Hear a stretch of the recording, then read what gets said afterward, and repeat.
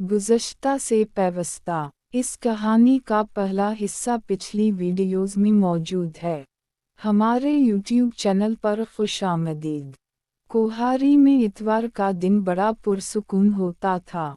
ना स्कूल की घंटियों की आवाज़, ना कोई रश, बस सिर्फ ज़िंदगी की सुस्त रफ्तार होती थी। फासले पर माल मवेशी, मैदान में गली डंडा खेलने वाले बच्चे और हर घर से नाश्ता बनने की खुशबू आ रही होती। इस इतवार को हल्की हल्की हवा चल रही थी।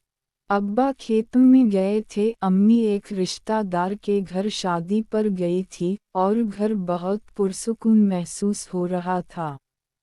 मुझे याद है चारपाई पर बैठा था, किताबें खुली थीं लेकिन ज़हन में और ही ख्याल घूम रहे थे।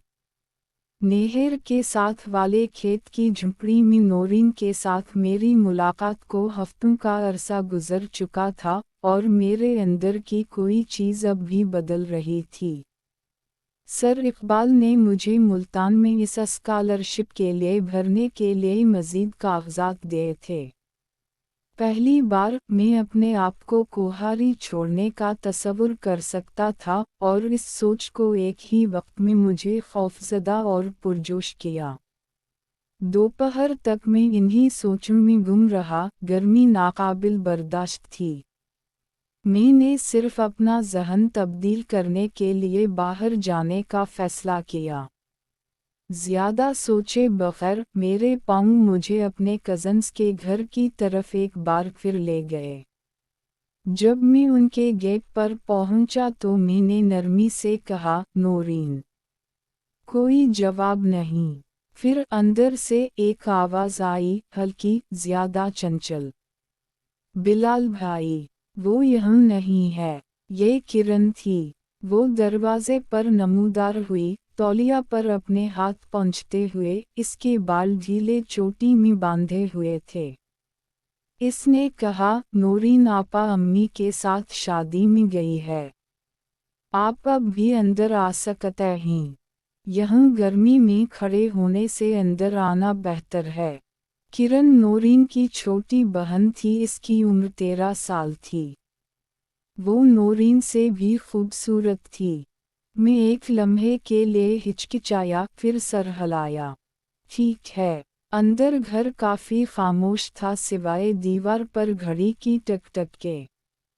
किरण ने लस्सी एक गिलास में डाली और उसे मेरे हवाले किया। गर्मी में पिघलने से पहले ठंडी लस्सी पी ली। मैं मुस्कुराया। शुक्रिया। हम अमरूद के दरख्त के साए के नीचे सहन में बैठ गए। थोड़ी देर के लिए हम में से कोई भी नहीं बोला। हवा में ज़मीन और पके हुए फलों की खुशबू आ रही थी। तब किरण ने अचानक कहा, आप कुछ दिनों से बदले बदले लग रहे हैं। मैंने पूछा, हाँ, मैं कैसे बदला हुआ हूँ? हम, उसने छेड़ते हुए कहा, आप मुश्किल से बात करते हैं। आप हमारे साथ कैरम खेलने के लिए नहीं आते हैं। क्या हो रहा है? मैं हंस पड़ा। हो सकता है कि मैं अब बड़ा हो गया हूँ। इसने आँखें घुमाई। ओह प्लीज़, तुम किसी बूढ़े आदमी की तरह लग रहे हो। इसके अल्फाज ने मुझे एक बार फिर हंसा दिया। अच्छा, मैंने कहा। वो चारपाई पर झुका, शाखों को सर के ऊपर देखकर। इसने कहा, मैंने सुना है कि आप मुल्तान में किसी कॉलेज के लिए दरखास्त दे रहे हैं। क्या ये सच है? मैंने सर हिलाया। सर इकबाल ने फार्मों को पुर करने में मेरी मदद की। मैं सिर्फ इस नतीजे का इंतज़ार कर रहा हूँ। आप बहुत अच्छा कर रहे हैं, उसने आहिस्ता से कहा। आप बहुत दूर चले जाएंगे, बिलाल। मैं हमेशा से जानती थी कि आप ऐसा करेंगे। इसके अल्फाज ने मुझे हिला कर रख दिया। आपको ऐसा लगता है? बिल्कुल, वो मुस्कुराई। आप सिर्फ वही हैं जिसके बारे में लोग बात करते हैं कि आप बड़े ख्वाब देखने से नहीं डरते। यहीं ये सोच नायाब है। मुझे नहीं मालूम था कि क्या कहूँ। एक लम्हे के लिए मैंने इसे सिर्फ एक छोटी सी चीज़ के बारे में हंसी देखी, जिस तरह इसकी आँखें रोशन हो गईं जब वो बोलती। इसने मुझे ये एहसास दिला दी कि हम सब इस पर गौर किए बगैर कितने बड़े हो गए हैं। जब मैंने इसे गौर से देखा तो वो जवानी की दहलीज पर कदम रख चुकी थी। आया तो मैं नौरीन के साथ काम करने को था, लेकिन इसकी खूबसूरती और कशिश ने मेरे अंदर एक नया ख्याल जन्म दिया। मेरे दिल में आया आज उसी पर ट्राई कर ली जाए। मैं कोई तरीका बना रहा था कि कैसे उसे जाल में फंसाया जाए। आखिरकार मेरे ज़हन में एक आइडिया आया। मैंने कहा, किरण आज हम एक नया खेल खेलते हैं। इसने पूछा, कौन सा खेल? मैंने कहा, पहले तुम वादा करो तुम किसी को बताओगी नहीं। इसने कहा, ठीक है, अब खेल के बारे में बताओ। मैंने कहा, ये चूहे बिल्ली का खेल है, उसमें पहले शेर को तैयार किया जाता है, फिर इसे बिल्ली के साथ लड़ा जाता है। मैं इसे कमरे में ले आया और उसे चूहा दिखाया। इसने मुंह पर हाथ रखा और कहा, इतना बड़ा चूहा मैंने नहीं देखना, कोई खेल में जा रही हूँ। मैंने इसे रोका और कहा, तुम मेरी प्यारी कजिन हो, मेरी इतनी सी बात नहीं मान सकती। इसने कहा, बिलाल मैंने ऐसी लड़ाई कभी नहीं देखी, मुझे ये देखकर बहुत तकलीफ होगी। मैंने इसे चिकनी चपड़ी बातों से मनाया और उसे चूहा तैयार करने का तरीका बताया। पहल तो वो अनारी थी, कुछ कोशिश के बाद अच्छी कारकर्दगी दिखाने लगी। जब चूहा तैयार हो गया तो मैंने बिल्ली के सामने चूहे को रखा और लड़ाई शुरू करवा दी।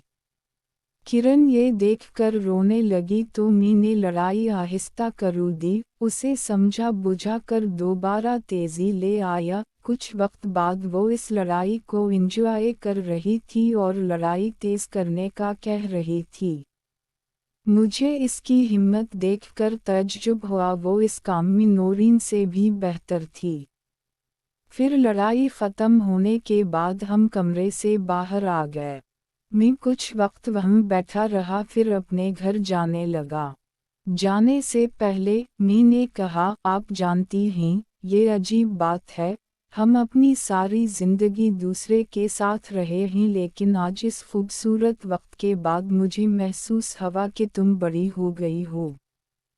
तुमने आज मुझे बहुत सुकून दिया है। किरण मुस्कुराई। तब्दीली बुरी नहीं है बिलाल, इसका मतलब सिर्फ ये है कि आप आगे बढ़ रहे हैं। लेकिन थोड़ी देर में एक बार पीछे देखना ना भूलें। मुझे भी आपने आज सुकून की जो नई वादियों की सैर कराई है, ये मैं कभी नहीं भूलूंगी। इस शाम मैं कोहारी की तंग गलियों से घर चला गया।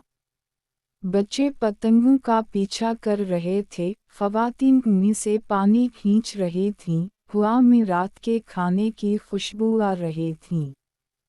इस सब से तो मैं पहले ही वाकिफ था, फिर भी पहली बार मुझे एहसास हुआ कि ये कितना नाजुक है। पहले नौरीन और अब किरण ने मुझे नए तजुर्बात से रोशनास कराया था। मैं जिस दुनिया को सीधा साधा समझता था, इसमें ऐसे भी मोड़ आते हैं, मुझे अब आहिस्ता आहिस्ता समझ आ रही थी। जिंदगी खामोशी से चल रही थी और मैं भी इसके साथ चल रहा था। आगे जारी है। कहानी का बकिया हिस्सा अगली वीडियो में अपलोड किया जाएगा। हमारे चैनल को सब्सक्राइब करें ताकि अगली वीडियो आपको बआसानी मिल सके। शुक्रिया।